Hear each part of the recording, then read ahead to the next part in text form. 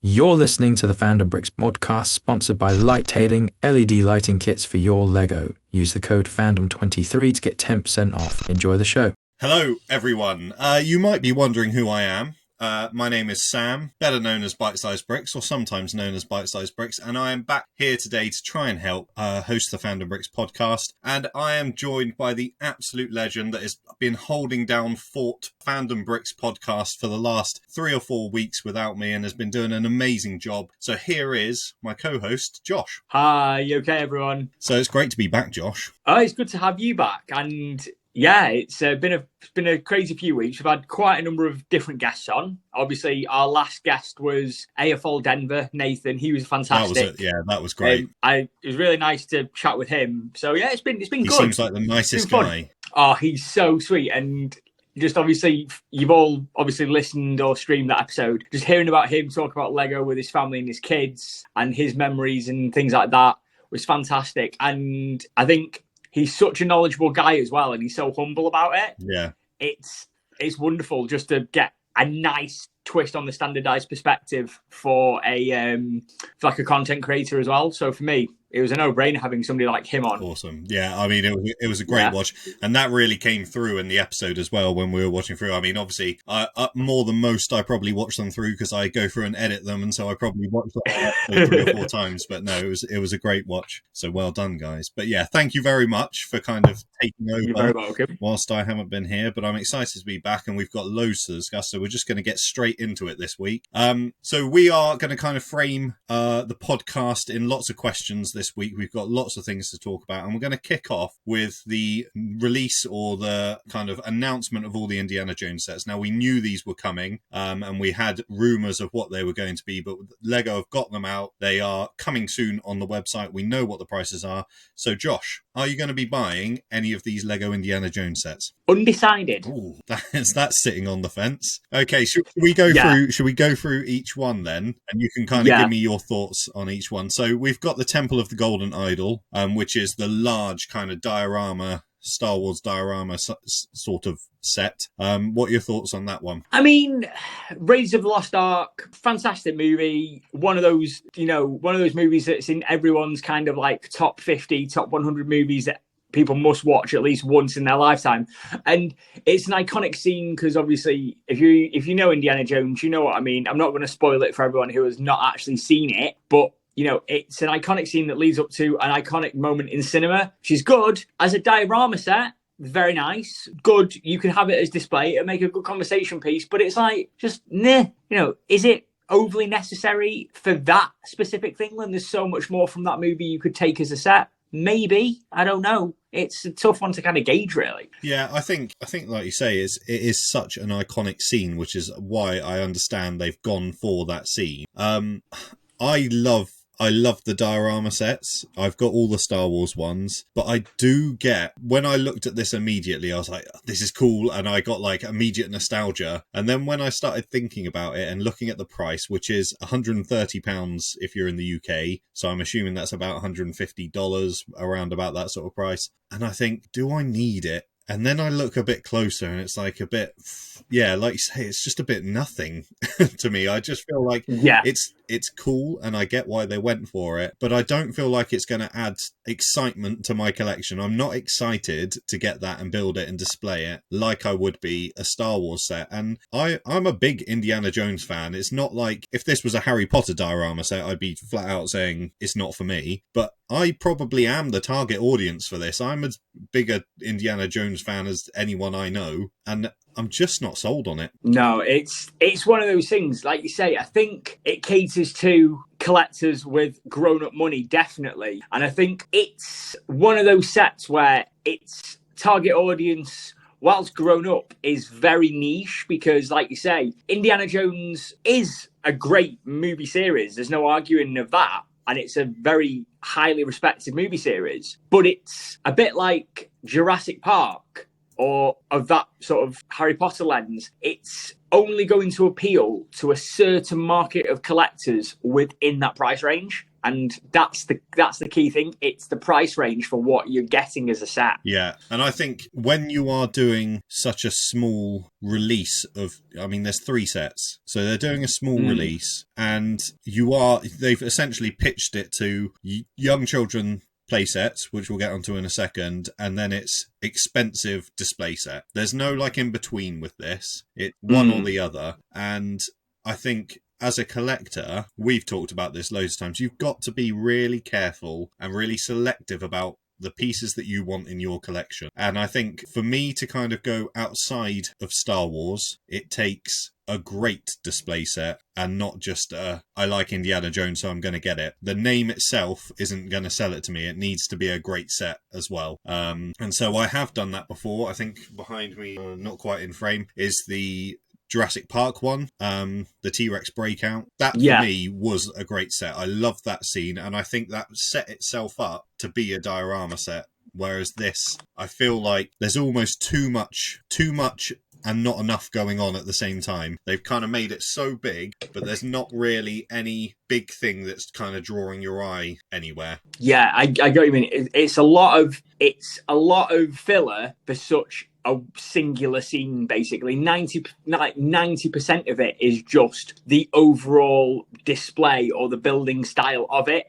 You're going to get so lost up in building it will draw you away from the actual scene the diorama is based on. Where if you look at like the trash compactor from Star Wars, that's compact. I mean, obviously poor pun there, but it's a compactor that's compact, but it crams all the minifigures, all the detail of the trash compactor for a slightly smaller price point, but it makes use of the space that it's got within that price budget. This is like just excessively large for a lot of money for just one little bit. Yeah, I completely agree, and I think I just think you want, if you want something, you want something that's going to draw your eye, and like you said with the trash compactor, it's that one focused scene, the one part of it, and it just, I feel like it's almost like this is obvious what this is. And I looked at it and I thought, if you're looking at that at a certain angle, because it's bent as well, which again, as a display set doesn't make a lot of sense because that restricts places you're going to be able to put it as well.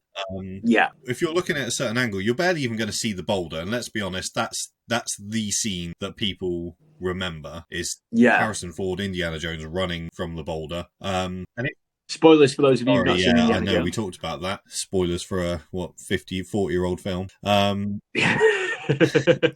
yeah, I mean that didn't make a lot of sense to me. So I think like you say, it's a bit of a.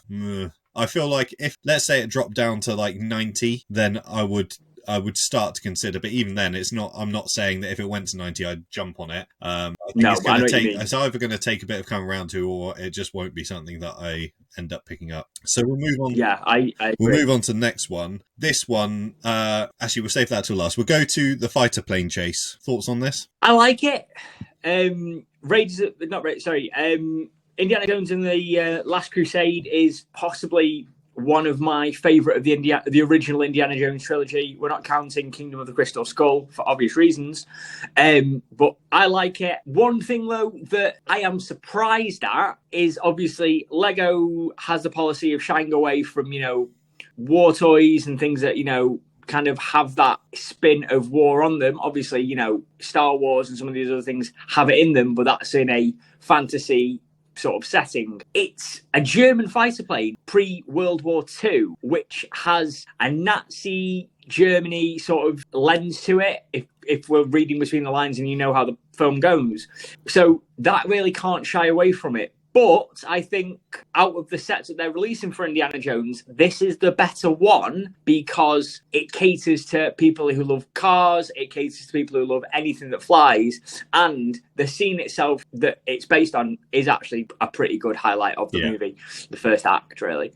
Yeah, I think you're right. I feel like with these play sets, they've kind of covered both bases of here's a big thing to build with some really cool little details, which we'll get onto the other set in a minute, and then with the fighter plane chase, it's here's a couple of vehicles and here's your playability. You can swoosh your plane around, you can drive your car around, you can recreate the scene. It's perfect for it, really. I spoke to Jacob and I said, say you had unlimited money. He's 10 years old. You had unlimited money. Which one of these 3 sets are you going to get? And this was the one that he went for.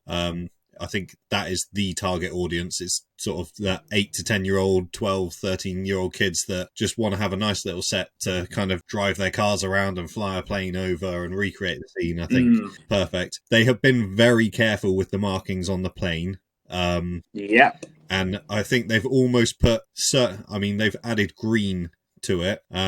So I think they've tried to be as careful as they can with it. But like when you're trying to be like, it's not war, it's not a German aircraft, it's just a bad guy aircraft, and then they've got this little stand next to it that says Berlin on it.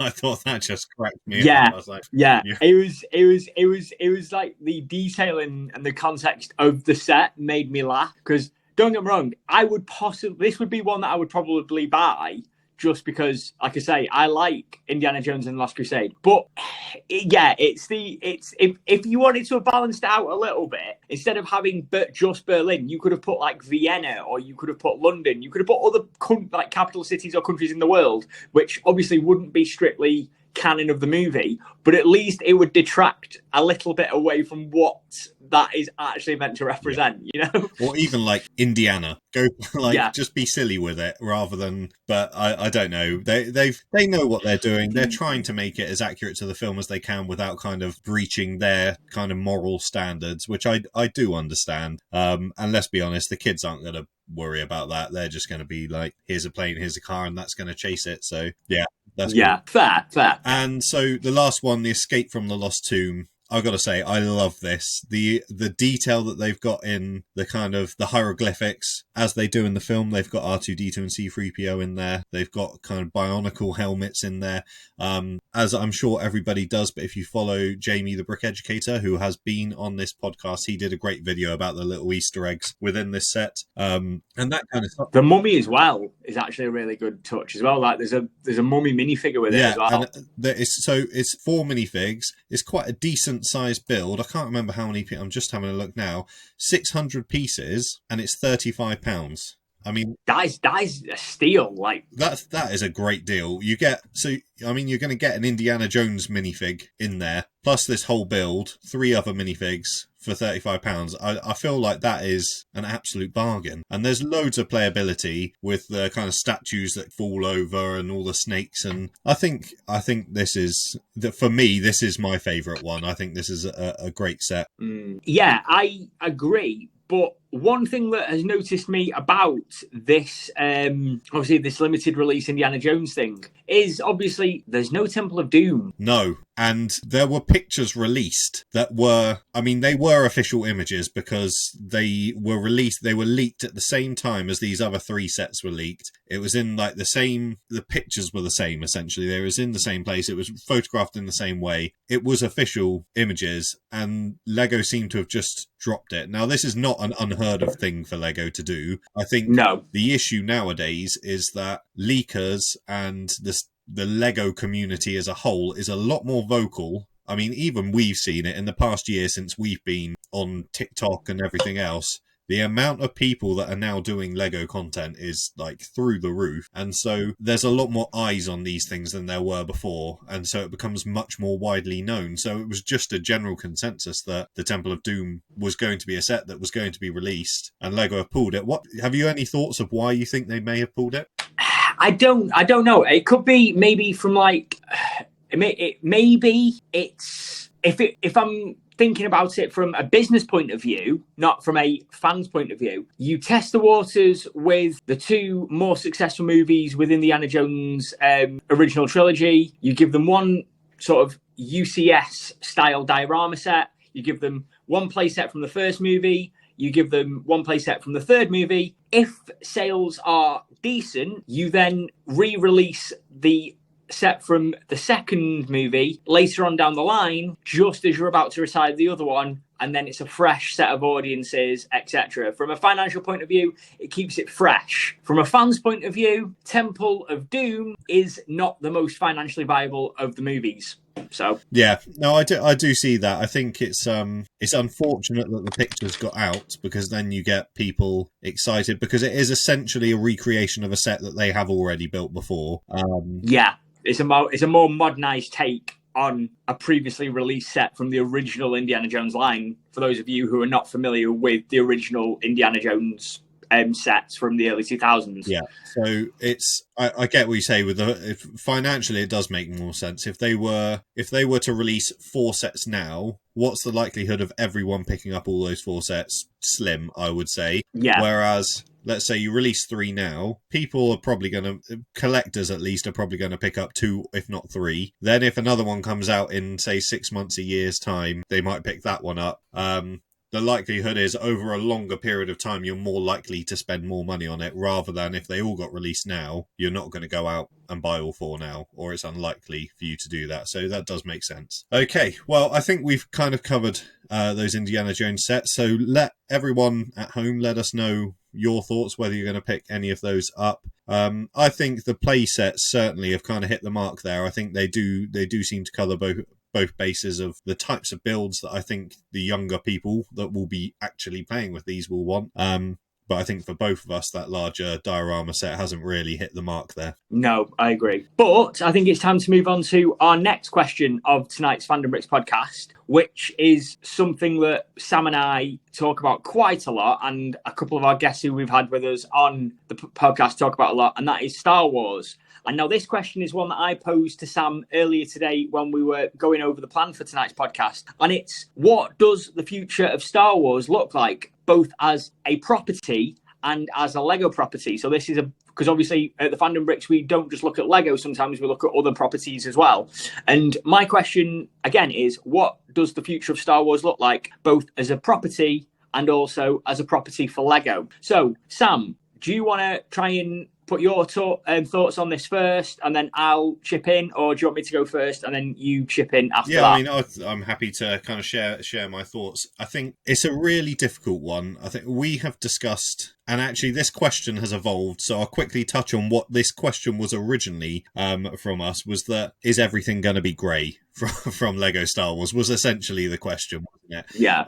And that's not so much particularly the colour, it's more about, are Lego just going to keep churning out the same sets, the same ships over and over again for the rest of infinity? And my thoughts are yes. Not that I want them to, but I do think that Lego almost have a cycle of, right, we've done this one, and within the next 10 years or so, we'll then release an updated version of this. And we've seen it in the past year. I think the one that sticks out in my mind is Obi-Wan's Jedi Starfighter. That came out, and it was a great price point. It was nice to have a new Obi-Wan fig and nice to have R4. But I actually, when you look at it and you look at the gaps in the wings, it's not as good as the old one. And you think, if you're going to re-release these sets and continue to re-release these sets, you've got to try and improve on it. And it doesn't make sense. And I get they're a business and they want to kind of bring in as much money as they possibly can, but it doesn't make sense to me to be releasing the same things over and over again and not improving on the quality. So yeah, I think Lego side of things, those are kind of my thoughts. Outside of Lego, the big thing that I've noticed, because I have been a Star Wars fan my entire life, is that the Star Wars aisles, or the Star Wars sections of toy shops, seem to be shrinking year on year. Now, even since Disney have taken over, I remember seeing a big boom when The Force Awakens came. But if I go back to sort of 2012, 2013, where not a lot of people were Star Wars fans, I think it was only when Disney came out again that there was like a sudden surge again. So you had the early 2000s where everyone was a Star Wars fan and there was merchandise everywhere. You had a few years, but as Clone Wars quietly built in the background and everybody was sort of starting to take notice, actually this does count as canon, the toys started to ramp up and you could find clone stuff everywhere. You went to Toys R Us, you went to Smith's, there was clone stuff everywhere. And Star Wars used to have, I remember in Toys R Us, Star Wars used to have an entire aisle just for Star Wars toys, for Lego, for literally Star Wars anything, bags, hats. You could find Star Wars everything. I went into Smith's the other day and it's like a section maybe like less than a metre wide and it's got a couple of cheap Black Series that nobody really wants, and like the stupid lightsabers where you can like record your own voice and it makes a sound when you. And I just think I get that online has taken over, but I want Star Wars to be big again in the property. I want them to release loads of stuff again. I don't know. They're my thoughts, but I'm a little bit disappointed with Star Wars recently. I mean, yeah, I get it. And like you, I have been a Star Wars fan my whole life. Like I've said numerous times on the podcast, I remember growing up in the late 90s with the special edition VHS tapes. So Star Wars has always been a big part of my life growing up. And from a Lego point of view, because obviously, you and I are Lego content creators, I get your point of view. It's almost like a reoccurring cycle. You have something on the shelves for X amount of years, as I touched on with the all-time Yashin guest episode. It's almost cyclic in this respect of it's 2 to 3 years, same sets, retire them, bring out something else, and then in 2 or 3 years after that, it's a rehash of the same stuff. I mean, prime example is Millennium Falcons, X-Wings, TIE Fighters, the Razor Crest. We've had so many Razor Crests in so many years, but it's almost like they're afraid to go out of their comfort zone for fear that it could lose them money or that it will make money, but it's a one-off done sort of deal. And Star Wars to me has always not just been about the ships or the characters, it's been about imagination, and it's been about, every character within Star Wars has a story, they have a background. And I would rather see new ideas from Star Wars. It's like background characters from the original trilogy or the prequels. I would take them in Lego as opposed to getting another version of a set that I've got 2 or 3 of in my collection, because there's so many different stories out there that you can tell. Why repeat the things that we've already seen?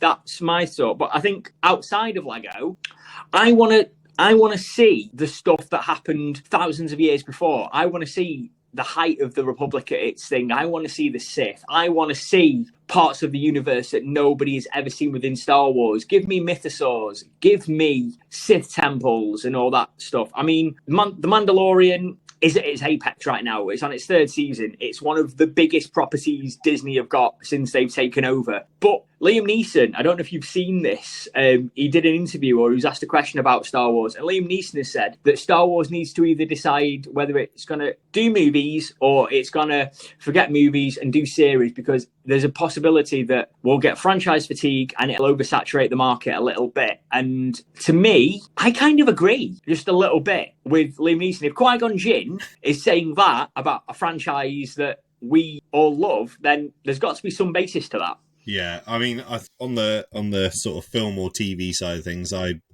regularly discuss this with my brother. I do honestly believe, and I would never have said this, I don't think, 5 or 6 years ago. I genuinely believe that Star Wars, the whole idea of Star Wars and building this bigger universe, lends itself to serial television more than it does to movies. And I do believe that things like the original trilogy is like this big event, this one huge event that happened in this universe between possibly the most powerful Force users that have ever lived, and here's this one massive event. And I almost think that should have been it. And then after that, it's here are all these other stories that happened within that universe. Can you imagine well, you don't have to imagine it. The Clone Wars is great series television. And there are filler episodes. There's filler episodes with every show that you'll ever watch. There's all, other than like the very, very top tier. I've just finished watching The Last of Us, and there wasn't one episode that was fantastic. But other than that, other than those kind of top tier shows, you're always going to get the odd episode that doesn't work. But I do think you get to tell this larger story, and you get to dive deeper. Even watching The Mandalorian, we're 3 episodes in at the time of recording, and we've learned so much more about Mandalorian lore, about their sort of rite of passage and different things that they believe in, and even touching on the mythosaur. Obviously, that was an episode last week, so I'm sorry if I've spoiled anything for anyone. But what it does allow you to do is take time to build the universe. When you're doing things like the sequels, because I think the prequels, George Lucas did try to expand the universe. I just don't think he executed it in the way that people would have liked. I'm a massive fan of the prequels, but I know that there's lots of people that aren't. But when you do the sequels and it's like, how can we build upon this Skywalker saga? And that straight away is the worst thing you can do. It should have been, how can we expand this universe? Yes, this massive event happened, but what else is going on? Like, both me and you are huge fans of Thrawn. You've got the Chiss out there in the unknown regions. You could go somewhere else. And I do believe that that's where Filoni and Favreau are heading to. I do think that eventually, instead of The Mandalorian and all of this story building up to the sequel trilogy, I think they're going to go somewhere else in the universe so that they can have their own huge event or whatever it might be elsewhere. But I do I really worry that if Star Wars bring out another film and it tanks, that it then kills the franchise if it undoes all the good work that The Mandalorian and Andor and other series have been doing. Yeah, I agree with you. And I think it's interesting you mention about, like, obviously, here's this event that's led to all these different things, because you speak about The Mandalorian, and the reality of the situation is, if it hadn't have been for Boba Fett's appearance in The Empire Strikes Back and Return of the Jedi, a character who maybe utters 5 lines across 2 movies, if it hadn't have been for him and how he was portrayed on screen as such an iconic character, we would not have gotten that fascination with Mandalorians and their culture and their lore. We would not have gotten an entire story arc of the Clone Wars or the Bad Batch. And like you say, this event has led to people's interest within these things. And yeah, I think there's so much more to tell out there. And I think that if it becomes like, say, for example, the MCU, where it's done in phases and then there's TV shows afterwards, it doesn't work. If you have TV series like The Mandalorian, The Bad Batch, Book of Boba Fett, Clone Wars, etc., where you can tell stories, you can do filler episodes, trying to pad it out a little bit, but they're serialized, they're structured. They allow fans to engage with that, and you can experiment with ideas, and then you could do a couple of specials, and then when something massive happens and release that as a movie, you've got people wanting to join that hype train, and then woof, the money comes in, and then you can start again with a new series, refresh and repeat. It's easier to do it that way than just have it as here's a load of movies, here's a load of series, pick what you want, and then go from there. It's gonna wear people out a lot sooner than they want it to. If they carry on the way that they are. I think you look at Marvel, the films that built up the Infinity Saga. It was a film at a time, and it built up a story that was relatively easy to follow. And if you did miss a film or two, it wasn't the end of the world, but it was easy to follow because you maybe had 2, maximum maybe 3 films a year, and people can cope with 3 films a year. That's easily done. It's when you've got, when was it last year that they had the Scarlet Witch, whatever her series was called, WandaVision. WandaVision, and Loki. Sort of overlapping, and then they had Falcon and Winter Soldier and Moon Knight and Miss Marvel. You think 5, 6, then She-Hulk. It's like there's like 6 or 7 series, and then they expect you to keep up with all of those series plus the 3 or 4 films that they're now releasing a year, and it's within this kind of bracket of the multiverse, which is a difficult concept as it is. And you just think and I think looking at, because they've brought Bob Iger back in at Disney, haven't they, to kind of oversee everything. It sounds like they're doing a scale back with Marvel, and they're sort of reevaluating films for Star Wars. But I just think, like you say, with Star Wars, is building up to possibly a movie. My only worry with that is, if the movie doesn't land, if the movie's not good, do you lose a huge chunk of your audience? Whereas if you're building up to a season finale or a mid-season finale, whatever it might be, and it doesn't hit, people kind of go away from that and go, it was all right, but it doesn't matter because there'll be another series and that'll be good. That's how I feel with The Mandalorian. There's in both series, the first series with the gunslinger episode where we first kind of hear Boba Fett and see Fennec Shand with that, I can't remember what his name is, the guy that's pretending to be Han Solo. That episode didn't really work for me, but I remember finishing it and thinking, there's a new episode next week. And then I watched the next episode and I'm like, that's awesome. And I'm back into it again. And I think it's so easy to dip in and out, and it doesn't matter if you miss the mark a little bit. Whereas with a movie, there's so much money involved these days that they can't afford.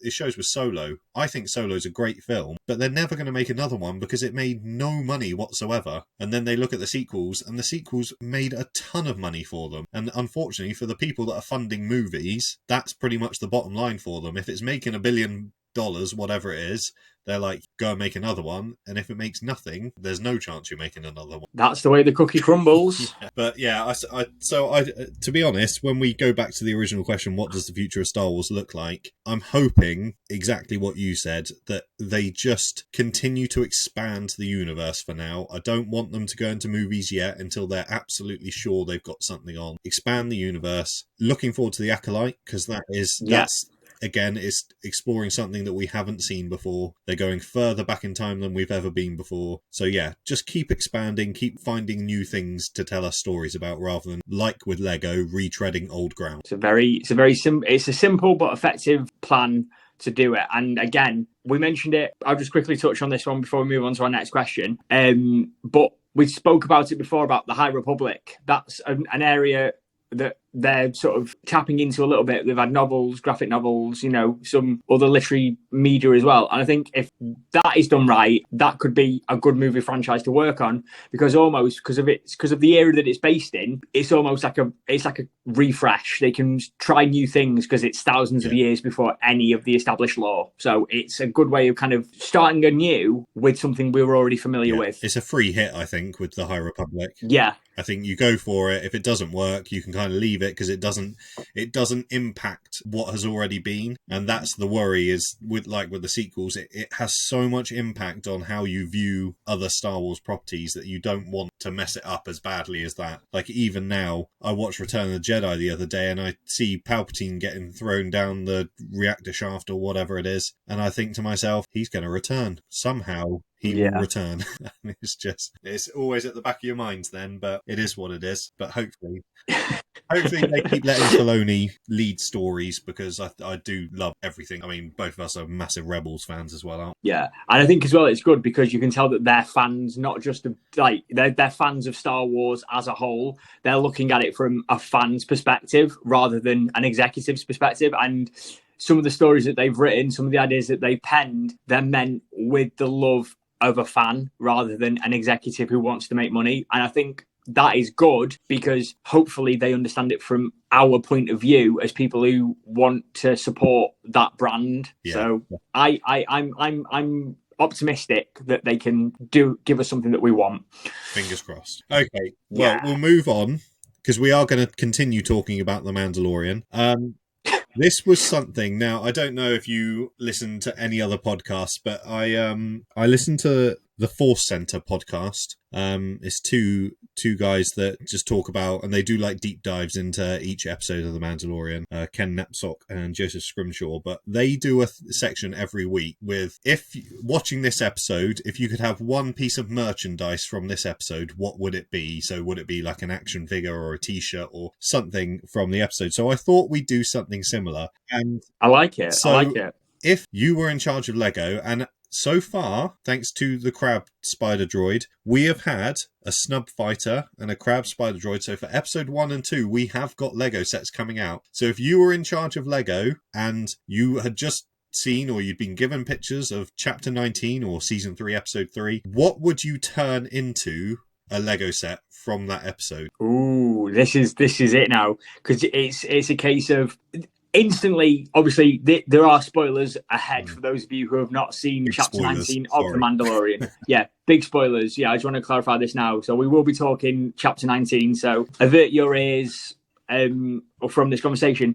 For me, the first big thing would be that Bo-Katan's Mandalorian starfighter, which we got a really in-depth look at the cockpit of that. I mean, which I thought it'd just be, that was fantastic. So I thought it'd be like a snub fighter, but in reality, it's bigger than that. It's a big cockpit. I mean, instantly my eyes were drawn to that, and it'd be, Bo-Katan, Grogu, Din Djarin, and maybe a TIE fighter pilot as well. That would be my first thing. But actually, I got thinking, I think, based on this episode, because we got, obviously, Dr. Pershing and Coruscant and all that, which was nice. We've gone back to Coruscant post-war. I'm thinking deactivated Star Destroyer and, the escape with whatever they're trying to come for. That would be an interesting set, because it would be different. Yeah, that would be cool. Like an Imperial Science Lab. would be really cool. And them sort of running away, then you could have the kind of New Republic police, which would be a new figure as well. That would be a really nice set. That was a cool scene. I think that would... And they like doing sort of heisty style sets. I'm thinking back to Rogue One, where Jyn Erso is dressed up as the TIE fighter pilot. I've got the little Lego set where they're kind of storming the Imperial base on Scarif. That would be a really nice one. Yeah, but also as well, with that lab scene as well, there's that blink and you miss it. Obviously, when they're caught by the New Republic police and stuff, and it's all, put your hands up and put the case down, whatever. There's that blink and you'll miss it appearance of the police gunship, which has appeared in Star Wars Rebels and has obviously appeared in other things as well. But it's a New Republic style gunship.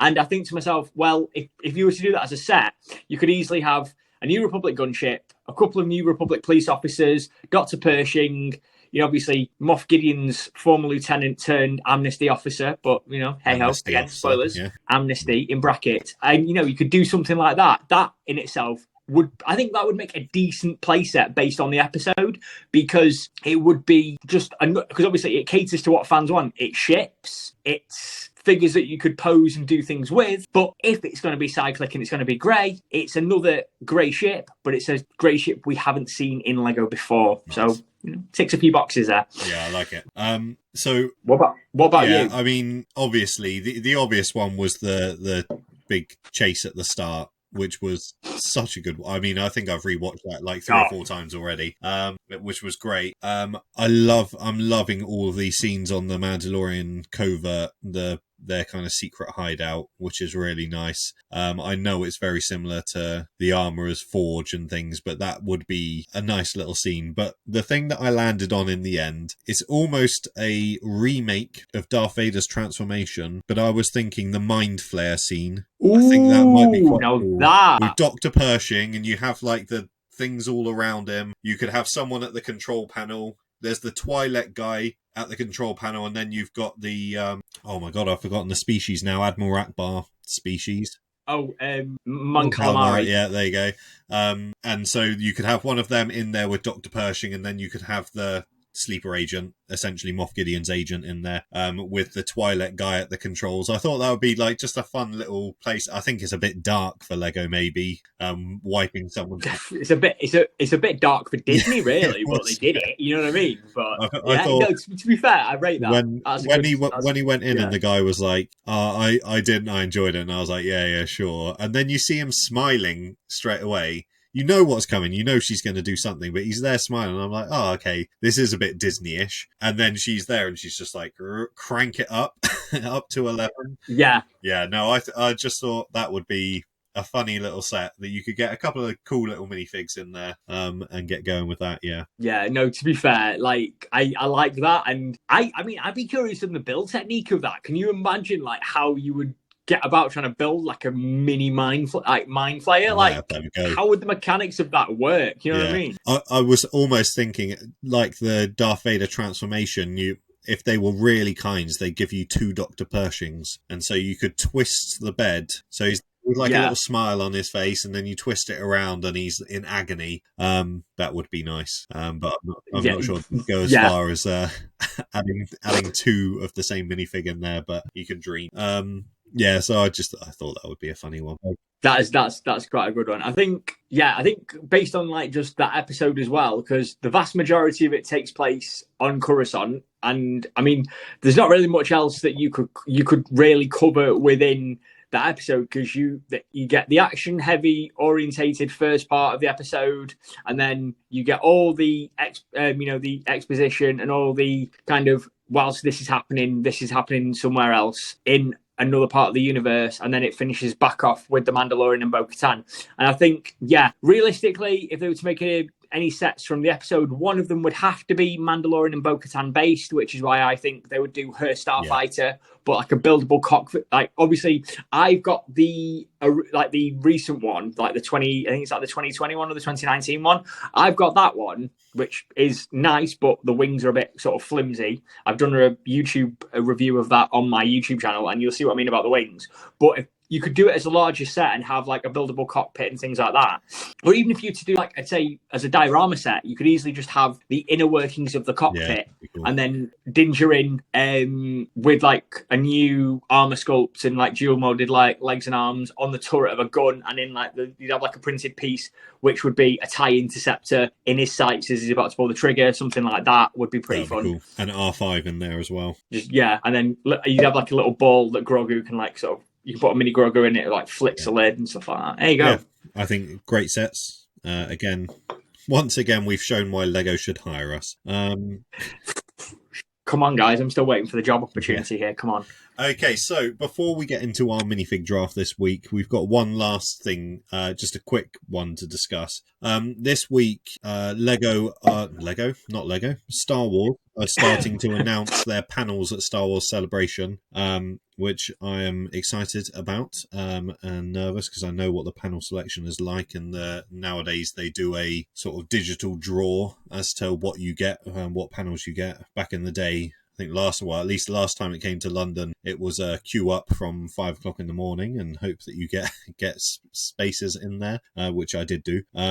But this time it's like a digital kind of raffle as to whether you get tickets. But one of the panels that they have released is, I said it earlier, it was the evolution of the X-Wing.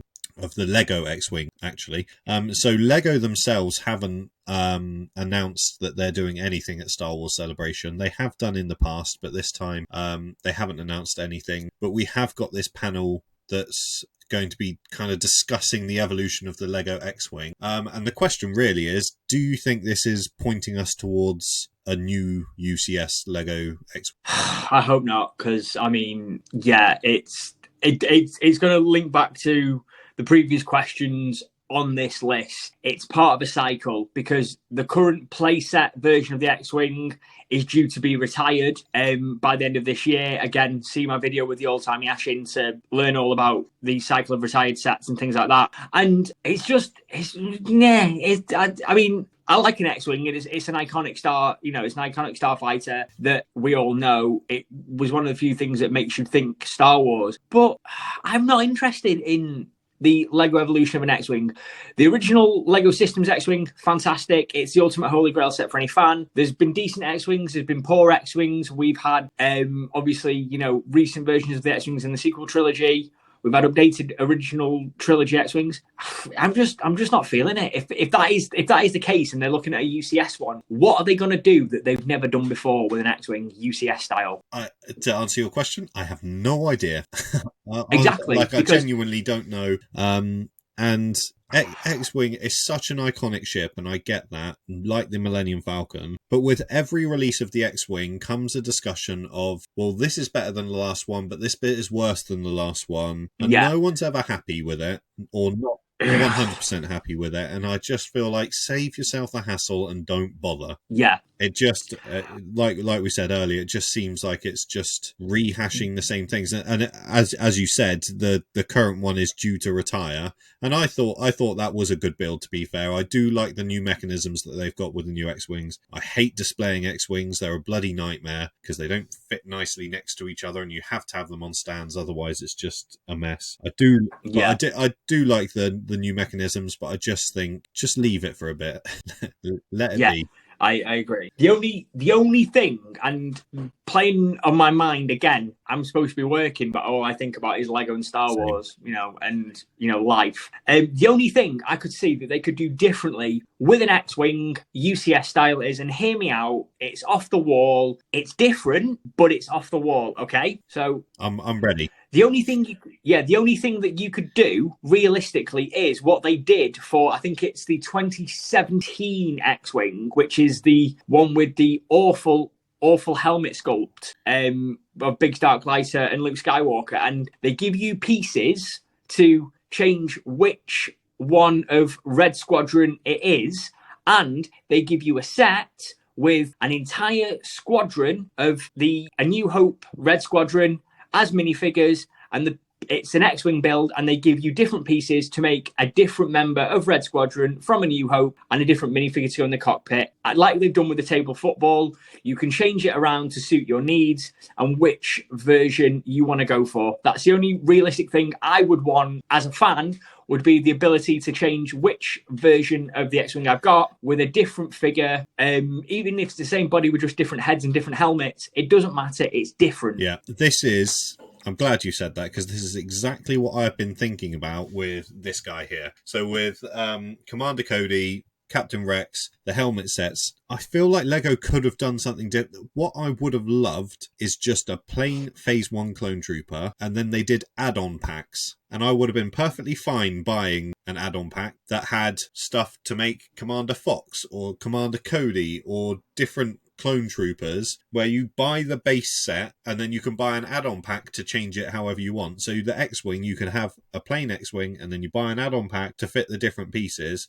And then if you wanted to, you can buy 2 or 3 X-Wings and not have duplicates of all these little pieces. It's just an add-on pack where you can then go and add them to your X-Wings if you want 10 X-Wings, or if you just want the one set. I feel like things like that where, and you mentioned it earlier, where Lego are allowing us to have a bit more creativity over things, is the route that they should go down eventually. When you were talking about earlier, I was almost thinking, why not give us like modular sets for like Mos Eisley? Give us like Mos Eisley, like modular buildings and different style buildings that you can then create your own city. Or even Coruscant, you start building up.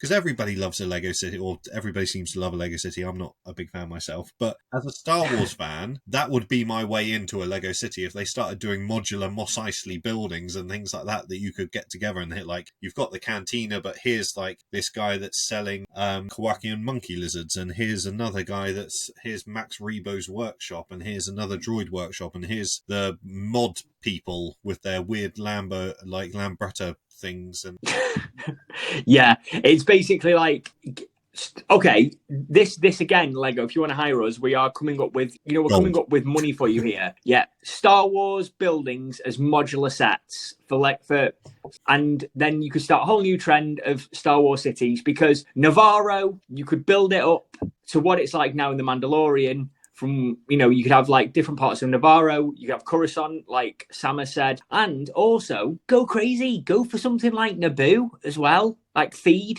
Give me a modular Theed palace and then build things around it. Hogwarts, they've done it, £400-500 Hogwarts. Give me a £500 Theed palace. I'm in. Exactly. If you really if you want to, as just like a display set, you have, and there you go, you can put your Queen Amidala back in it, so then you can get another £100 minifigure out of it. You have the palace, and you have have it all nicely decorated, but then, because you're a collector and you've got all these things, you start getting your droid carriers, and you start getting your AAT tanks, and you start getting all your battle droids out, and all of a sudden, all those battle droids that have been added to all of those sets that you've had over the past years, you can finally put them to good use on a display of this massive Theed palace, and I'm in. I'm sold already. Yeah, exactly. And going back to the X-Wing one, here's a good one, right? Get an X-Wing, like you said, you can modular, you can adapt it. Have all your minifigures lined up in a line like they do with football teams, like season photos, and you could have a display stand, and then it says Red Squadron is like 0 BBY or whatever before the Battle of Yavin, and have them as posable sets with an X-Wing. Some versatility as a display. Give people the opportunity to swap the Red Squadron X-Wing out for a Blue Squadron X-Wing. Give people the opportunity to update it a little bit and have it as Poe Dameron's Black Squadron X-Wing. Have one basic design and adapt things to it that people can then use. Give me the chance to change it up and turn it into a Z95 Headhunter. There you go. Take some of the engines out. Have it as one flat piece. There you go. New lease on life. Josh, all this conversation has done is made me realise how easily pleased we are. Yeah, and it's also made me realise. We spent about 20 minutes earlier saying, Lego, please stop rehashing the same thing. But if you change a couple of pieces on it and give us one different minifigure, we'll be happy. That's all we need. Well, but it's not just that as well. But also, these things that we've just spoke about, obviously, it shows, A, that we're massive Star Wars nerds and, like, this is our thing. But it also, as well, it shows that there are other new ideas out there that people are actually thinking of, and we have hopefully inspired people to create new things as well. Like, I think a modular Star Wars city set would be fantastic. That, to me, if that is not pitched to Lego Ideas within 5 years, I'm going to be really annoyed. I still think there book you go. sets are a thing for Star Wars. I just Book go sets are for a it, good Star one. Wars. Yeah, I will buy them. exactly. I mean, obviously, just before we move on to the draft, just to close up on this one, that obviously there are going to be some things you can't make as a modular city. I don't think you could do a modular Hoth because it'd just be a lot of white bricks. You couldn't do a modular version of Endor because it'd be a lot of trees. And I don't think you could do a modular Mustafar because it'd be a lot of orange and black. But there are buildings in Star Wars, so yes, you could do things. You could do things with it. Yeah, I think so. Okay, awesome. We're putting the world to rights tonight. So what happens when you get two Lego fans and two Star Wars fans on a podcast? It just descends into sheer anarchy. Echo chamber, isn't it? Absolutely. Okay, so after all of that quick discussion about Lego X-Wings, divulged into many other things, we are getting into our Lego minifigure draft. Now, this was something that I considered on our very first episode. So, I mean, nice. More than 17 weeks, because we did a couple of weeks where we didn't have an episode. I mean, we're looking back 20 weeks now. I considered doing this a long time ago, but I thought for the sake of us trying to engage people with our minifig drafts, we'd stick to ones that people knew and try and pick out minifigures that were there. But this was something that was always in the back of my mind, and I didn't, obviously Josh has kind of run the podcast and the lineup for the podcast for the last couple of weeks, and I didn't want to suggest it because I wanted to kind of hold it in the back pocket for myself because I was looking forward to doing this one. So I'm glad that Josh didn't come up with this whilst I was away, and I'm glad that we get the chance to do this now. So yeah, I'm excited now. I'm excited. So this week, this is a good one, and I think this is the perfect draft for us to do because we are nerdy and we do dive deeper into Star Wars than maybe most do. So I think we'll probably come up with some interesting characters here. So the idea, I'm gonna make a bold statement as well before we start. We're not gonna clash. Ooh, that's a bold statement because there's a couple on mine that I think, maybe Josh will go for those. So that actually, I say that there's one on my list where I'm almost certain they will be on your list as well. Okay. So there we go. Fair. We've got one or the other. Let's see which one of us is going to be right. This week's minifigure draft is minifigures Lego Star Wars have never made. So we are coming up with a minifigure, a character from Star Wars that has never had a minifigure before, and we want Lego to make a minifigure of that. So this is like a dream Star Wars minifigure draft, and we're coming up with the best ones we can. So, since I came up with the draft, Josh, I will hand over to you for the first pick. Right, well, in that case then, I'm going to kick the hypothetical what-if draft off with one of my all-time favourite minifigures from the Clone Wars, who I have as a 3 3/4 inch Black Series figure, which is Commander Doom. Nice. Very good. Do you know what? That's really odd. Clones had not occurred to me at all because there's so many that I love as well that I would love to have as a mini. I even have I have a small minifig collection. I have a small collection where I actually display my minifigures, and I have all of my clones kind of lined up in order. So I'm surprised I didn't think of that, but that is a great shout. Fantastic. Yeah, fantastic choice, I've seen your Black Series as well of him, so that's a great shout. Strong start going with a clone there. Okay. Yeah. I have to say, I think I'm going stronger. Oh, This is one that I genuinely cannot believe has not been a minifigure because of how popular it was at the time. And it is Mandalorian related. And my first pick is Cobb Vanth. Nice. And I genuinely think because they brought out the Trouble on Tatooine set with the speeder and Mando and Grogu, why didn't they do a Cobb Vanth on, like, because he almost has like Anakin's pod racer, doesn't he? One kind of engine from that as his like little speeder. It just didn't make sense to me why they didn't go for that. He's then been in it another time in Mando, and then he was in the Book of Boba Fett twice as well. He seems to be one of those reoccurring characters. Obviously, spoilers for those people that didn't watch Book of Boba Fett. The post-credit scene shows that Cobb Vanth is still alive. He's in Boba Fett's Bacta tank currently, and I have to assume that he is probably running Mos Eisley now because Boba Fett can't be asked. So yeah, Cobb Vanth was my first pick. I'm a big fan. Do you know what? I like it. I like it a lot. And do you know what? I'm going to go for my second pick, which, again, Mandalorian, Book of Boba Fett vibes. I'm going to go for Black Kastan. Oh, amazing. Another Wookiee would be great. And Yeah. he has been obviously he's been in the Dr. Aphra comic books for a long time. He was well known to Star Wars fans before, but Black Chrysanthemum is a great shout. Yeah, I think so. And again, it's a different Wookiee. He was in the Book of Boba Fett. You know, he's familiar to fans, and he was a character that in the comics is evil, but he kind of gets that redemption arc in the Book of Boba Fett final. And you know what? That'd just be a cool little minifigure, even if like it was a one-off thing and they never made it again. I would be happy with that because I mean, it'd be a badass minifigure. Yeah. Like, yeah. Do you know what? I think from the Book of Boba Fett, a cool little scene to do would be when they're carrying in the Hutt twins and Black Chrysanthemum's first kind of scene in that scene. That would be cool to have kind of two maybe brick-built huts in there with Black Chrysanthemum coming in and Boba Fett. Yeah, that would be cool. But yeah, Black Chrysanthemum, that would be a great minifig. Okay, my next one, and we talked about this earlier, and Bob Iger's issues with Star Wars not making money or Solo not making money at the cinema. I'm going back to Solo. Now, you may not remember this character, but I remember this character very, very fondly. He was a background character in one of the sabacc scenes when they're playing cards, and he was essentially a big lobster. I want a Therm Scissor Punch minifig. Wow. Now, did not even contemplate thinking of that. So I just remember at the time when Solo came out, have you ever played the Topps trading cards app?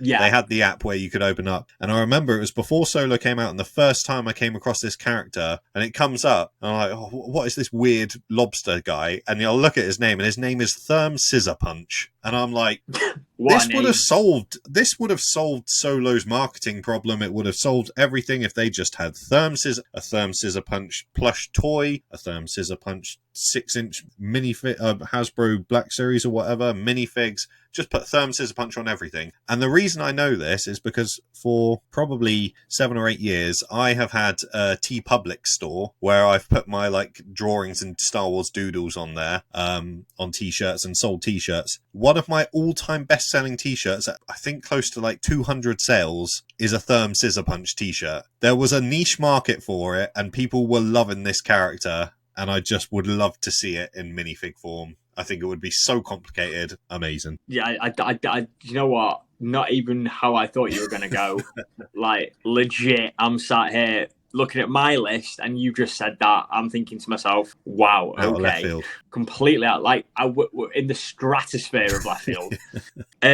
Right, okay. So I'm going to go for one that we have mentioned numerous times on the podcast as a set, and one that, I mean, they could still make it. It all depends how its release goes. This is going to be our same one, I reckon. I am going to pick. I'm going to pick Cal Kestis. Yeah, of course you are. I knew it. Yeah, because why they haven't done a Stinger Mantis playset, I have no idea, is beyond me. Because obviously, Fallen Order did really well. You know, Jedi Survivor is being released this year. It's actually been a really good marketing campaign for them, and he's kind of like Starkiller, but as a good guy. He's like that other Jedi-esque character that we all like. And I like Cal Kestis, and I like how they've done it. And Stinger Mantis is a fantastic ship. It's beautiful. A bit like the Rogue Shadow. Give me Cal Kestis. How do you release this? Is genuinely, because I thought about this, because we have talked about this quite a few times before. And for those people listening now, my pick for January 2024 mini microfighter was the Mantis microfighter with a Cal Kestis. I still believe that at some point that will happen. But they've released the BD1, which proves that LEGO is aware of Jedi Fallen Order. They are aware of how popular it is because they would not have made a set. This is like Star Wars coming out and then releasing an R2-D2 before you get a Luke Skywalker Landspeeder set. It wouldn't ever happen. It just wouldn't happen. And it does blow my mind that they went for BD1 before giving us a Cal Kestis set. Even if it was like a polybag Cal Kestis and BD1. Like, I just genuinely, it's the one in my list, and it's the one that I knew we would cross on because it's out of all the names that you could come up with in Star Wars, I feel like that is the most obvious one that Star Wars haven't made yet. Yeah. And I get that. He's a great character. Everyone loves him. Great pick. Thank you. Although it does mess me up, which is annoying. Okay, so another one that we have touched on tonight, and I've been kind of singing its praises for the last few years, is High Republic. I had to go High Republic because I am a huge fan. And what I thought I would do is kind of go, because the stories are so vast and there's so many, I kind of went right back to the start of phase 1 of the High Republic and went for kind of the poster girl of it. So my pick is Avar Kriss.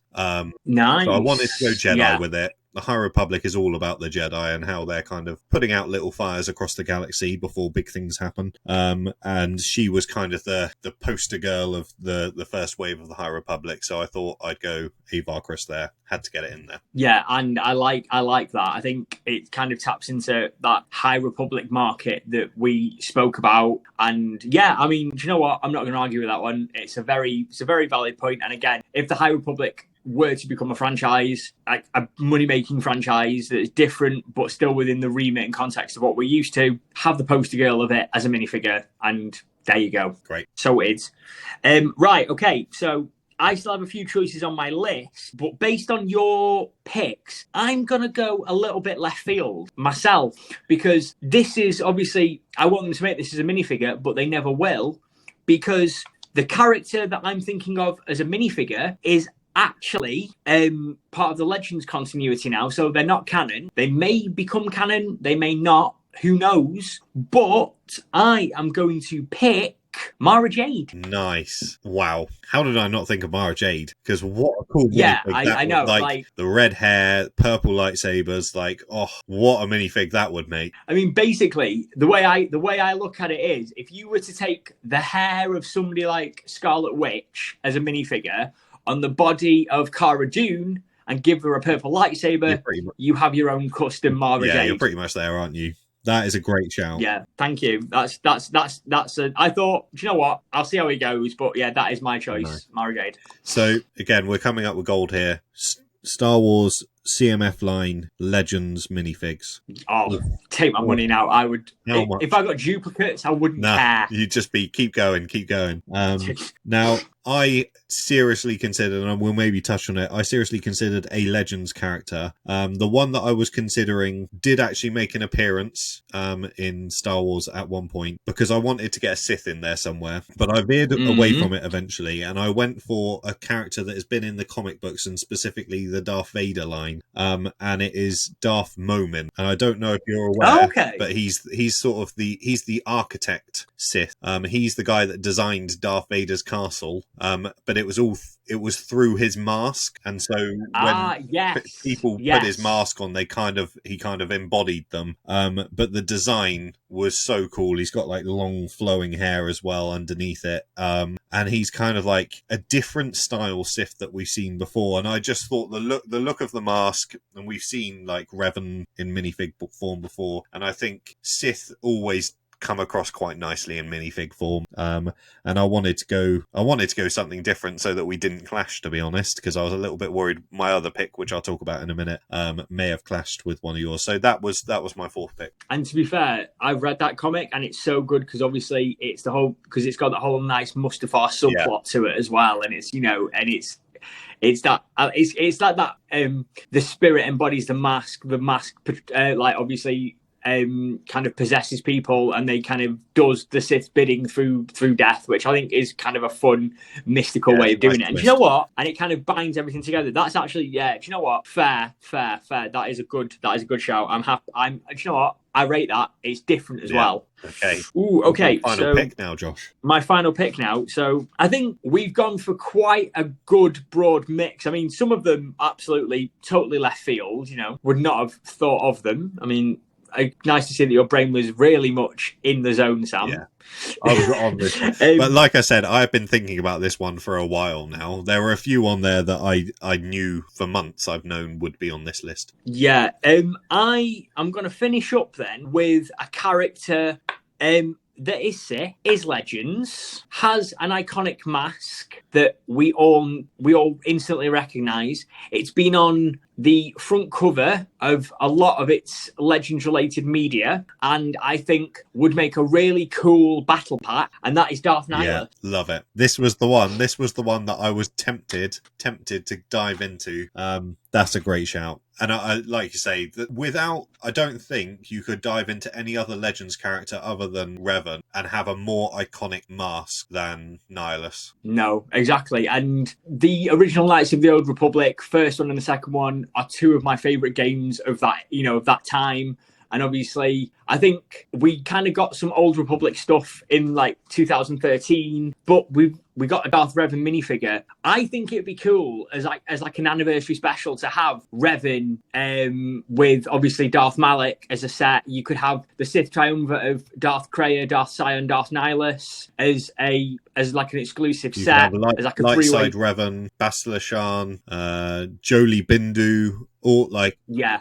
You could have great set of. Yeah, mission Vow, yeah. Exactly. Oh, what's the Wookiee called? It's going to bug me. If anybody wants to get in touch with us and let us know who the annoy me. Wookiee from KOTOR is, please do. But yeah, I think Darth Nihilus would be good because again, it's a fun, menacing minifigure. It'd be ace, and it embodies Sith very nicely. And I'd love to see how they would do the mold of the helmet. Would it be one piece? Would it be, say, a black head with a mask over it? Would it be, 2 or 3 parts? I would just want to see how they did it. And also, I would hope that they gave you the opportunity to have a sloped piece for his robe, and then you could have like minifigure legs as like an alternative. You can swap them out. Yeah, nice. That's really cool. I think Nihilus would be Zalbar. I think Nihilus would be just a great minifig, and it would not to discourage people from voting for Josh, but Josh's pick here may cause more stress about £100 plus minifigs because it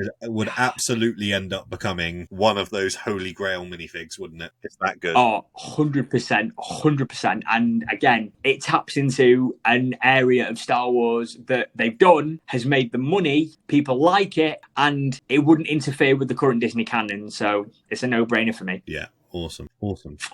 So go on. Okay, so my final pick, I think, is my least interesting pick. It's the most self-indulgent pick out of the lot. Oh, okay. And we both know that our favourite character is Grand Admiral Thrawn. We could talk about him for days. We will. One day we'll just dedicate an entire episode to Thrawn. I cannot wait for that. Because we could do it so easily. But I have the Thrawn minifig, and I love my Thrawn minifig, but he needs a Rook. I need a Rook minifig, and I'm a huge fan of Warwick Davis, who does the voice of him, and we've got Wicket minifigs, we've got his Weasel minifig, I can't remember what his name was in Rogue One, and then there's the one from Solo as well. I just feel like Thrawn deserves his Rook. His little goblin friend. I've completely forgotten the species of him now. But yeah, I think it would be a great, and it's almost Sebulba-esque is kind of how I see it. But it would be really interesting to kind of see how Lego would go about creating that creature as a minifig. And that's what sort of drew my interest, is actually it's not the normal human form minifig. They would have to do something a bit different with him, and a bit more creative. So yeah, I think very much self-indulgent. I want him to go next to my Thrawn minifig, but also I think it would be a really interesting minifig for Lego to have to work out. Yeah, that's different, fun, but who knows? He could appear in Ahsoka. You don't know. Well, he died, didn't he? I guess no one dies in Star Wars, but he... No, but the thing is, though, you think about it realistically, though, they brought Palpatine back from the dead. They can do whatever they want, Sam. They don't care. No one... Yeah, they don't care. No one's ever really gone. Exactly. So, I mean... That was an interesting what if minifigure draft. I mean, I think the people are going to have a hard time picking that one. I think we've both gone so niche with it. But who has got the better niche? I mean, I had a couple. I'm just going to quickly round off a couple of the reserves I had because I went a broad basis for mine. I had Vice Admiral Rampart. Nice. I had a TK Stormtrooper the prototype Stormtrooper. I had Dr. Aphra as a minifigure. Nice. Oh, that would have been. Yeah, Dipper Billabba with a young Kanan Jarrus would be a fantastic one. I had Darth Malik. Yeah, awesome again. And I also had Kyle Katarn. Those are my choices. Awesome. Diving deep with the gaming ones. Absolutely. So good. Yeah, I mean, I'll be honest. So Avar Chris and Cobb Vanth were like, they were nailed on from the start. I was like, Yeah. I need to get High Republic. I'm going to shoehorn High Republic into this podcast until someone at Lego listens and they make me a High Republic set. It's going to keep happening. Cobb Vanth, just a big fan. Everyone is. I think that's a good one. Therm Scissor Punch is just one of those characters that just sticks in your head like it's a nobody character just sat in the background of a Sabat game. And I'm like, I love this guy. He's a big walking, talking lobster, and his name is Therm Scissor Punch. So had to go for him. But Cal Kestis, I think, might be the one that sways it your way. He was the one that I knew that you were going to have on your list, but I didn't want to kind of give up any of those other three. Not that you would have come up with them, but no, absolutely. It was just that at the back of my mind, I was like, I just want to make sure I get those ones in. I need those ones in. So I was disappointed not to get Cal Kestis in the squad. I kind of went down. I said I didn't think of clones. I wasn't thinking of like Clone Wars clones. The Bad Batch has obviously come out recently, and Mayday, the clone that I don't know if you've watched recent episodes of Bad Batch. Yeah. So Mayday, the clone that's kind of been beaten down on this godforsaken planet that Crosshairs had to go and help out. I thought his design in general was just like battered up clone armor, bandaged up, kind of stuck together, holding it together, just showing how kind of torn down they've been and unfinanced and they're just being pushed out. I thought that was a really nice design. So that would have been a cool one. But other than that, I didn't really... I considered, and I love this name. I don't know why we didn't mention this earlier. Dr. Pershing. His name is Pen Pershing. He's pen pushing. I mean, in my head, when Jon Favreau and Dave Filoni came up with that name, you can just imagine them sat in the room just giggling to themselves for hours on this stupid name that they've come up with. Pen Pershing, whatever it is. But yeah, I considered him, but he was obviously in my pick for the what set would you have from Chapter 19, so I don't think no, fair. I mean, just off the bat of us chatting about Clone Wars as well, I also had Senator Suchi from Clone Wars, the Pantoran. That would be a cool one. And to be fair, this wouldn't be more of a minifigure. This would be like, if we were to do this topic again as Clone Wars, I think a Domino Squad battle pack would be pretty cool. But their clone training gear. That would be cool. There you go. I think and that's the one thing we say that Lego rehash things, but clones are always one of those things that they know will do well. People love a clone. Yeah, and I've just thought of a really good one that was in the Bad Batch as well, briefly, and hasn't been made in the minifigure. And I'm gutted I didn't say him. Scorch from Delta Squad. Oh, nice. Any of Delta Squad would have been a great shout. Because they're technically canon because they appeared in the Clone Wars and Scorch was in the Bad Batch. Spoilers. I've now thought of one. Cham Syndulla, I would have loved. Oh! That would have been a great one. Oh, because you could have him on like a blurg as well. You could have Cham Syndulla and what's his name? Is it Hoser? That clone? I loved that clone's colorway. That was hey, you see, that would work. That would actually work very well as like a microfighter scale. There you go. So I mean, again, Lego, Disney, if you want to get in touch with us for marketing or ideas, we are available. And when we do our closing segment in a moment, we'll give you all our socials and just get in touch with us. So the idea, for those of you that are still with us, an hour and a half in or whatever we are, the idea of kind of reframing our main topics as questions was that we could kind of be more succinct and have an answer to things rather than it being just an open-ended discussion. That has not happened. We've been going for almost an hour and a half. We did have more questions, I guess, but it may be that way now, but I think it's been very informative because we have actually delved very deep into Star Wars lore. We've come up with new ideas, and instead of reinventing the wheel, we've merely just reshaped it a little bit for modernized audiences. So there you go. Some may say it's square, but we're not going to listen to them. Absolutely not. No, honestly, Josh, it's like this always happens when we get together. It's like, let's start talking about the Knights of the Old Republic, and let's talk about the Unknown Regions, and let's talk about High Republic, and we just get lost a little bit, don't we? I must admit that the chapter 19, what set would you make from that episode? I really like that segment. If this was to be, if this episode does well, and we were to bring something back for another episode, something like that, I 100% would invest in, because that is actually fun to think about. So that is a definite. That's an easy one for it. And the good thing about that is we can kind of almost set ourselves homework. We can say, right, let's randomly pick an episode of Clone Wars. We'll go back and watch season 3, episode 12 of Clone Wars. What would you make into a set from that? And it could be quite a fun one and I feel like that was probably our shortest discussion of the thing, because it was nice to just kind of, this is what I think. Yeah, nice, cool, move on. Sorted. Yeah, absolutely. Awesome. Okay, well, I'll let you do all the send-off stuff, Josh. Right. Well, this has been the Fandom Bricks. I've been Galaxy of Bricks. You can find me on TikTok at the Galaxy of Bricks. You can find me on Instagram at the Galaxy of Bricks. And you can also find me on my YouTube channel at the Galaxy of Bricks as well, all lowercase. And tonight I was joined by my co-host, Bite Size Bricks. Where can the people find you? Yeah, so Bite Size Bricks on TikTok. I have to apologise that I've been a lot less active recently, but that is mainly because my focus has kind of switched to YouTube and trying to kind of push this channel as much as possible, and trying to improve on editing and the production of these podcasts so that we kind of bring you the best stuff that we can, just from a couple of Star Wars nerds. So yeah, please follow Fandom Bricks podcast.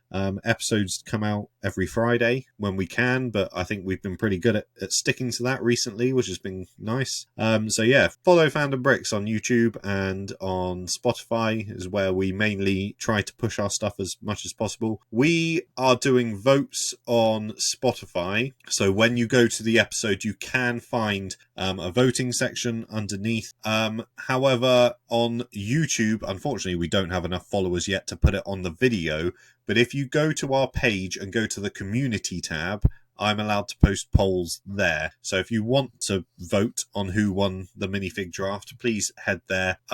We have also reframed the podcast. Myself and Josh have had a few discussions. As we've just said, we've reframed it so that I can try and clip these clips down as much as possible. So we're going to have a lot more short form content, which I think I'll be posting on my TikTok and on my YouTube and the Fandom Bricks YouTube as well.